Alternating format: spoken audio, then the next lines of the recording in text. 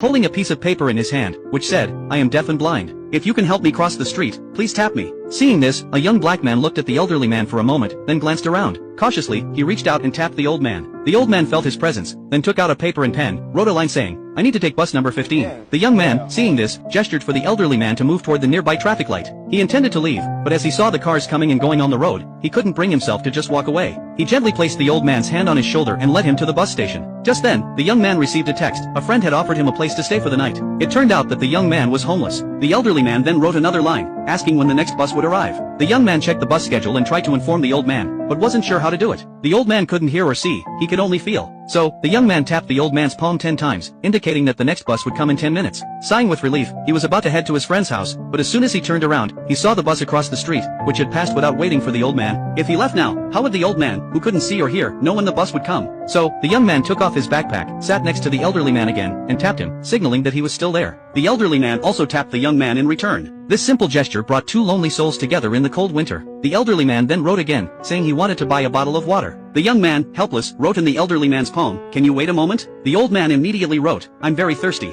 Feeling sorry for him, the young man led the old man to the store. Just as they reached the door, the elderly man tripped. The young man hurriedly apologized, ensuring that the old man held onto his arm to walk safely. Inside the store, the young man picked up a bottle of water and bought a chocolate bar for himself. The elderly man, without hesitation, took out his wallet and asked the young man to pay for it. After the cashier gave back the change, the young man put it into the old man's wallet, but as he handed it back, he hesitated, pulling out a bill and slipping it into his pocket. Feeling guilty under the cashier's gaze, the young man walked back with the old man. Just then, a bus number 15 drove past, meaning they would still have to wait. The young man felt overwhelmed but stayed by the old man's side, though the elderly man had no idea what was going on. After drinking the water, the elderly man wrote, "Wait for me. Please tell the driver to tap me when we reach 128th Street. The young man responded, "Okay." Suddenly, the elderly man held the young man's hand.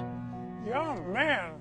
Only then did the young man realize that the old man could speak. The elderly man then asked through the notebook for the young man's name. The young man wrote, "Trick." The old man wrote his name on the notebook and added, "Nice to meet you." Despite the challenges of communication, they managed to communicate in this simple, silent way, exchanging joy through their mutual understanding. When the elderly man put the notebook back in his bag, he surprisingly found another bottle of water inside. They both laughed heartily.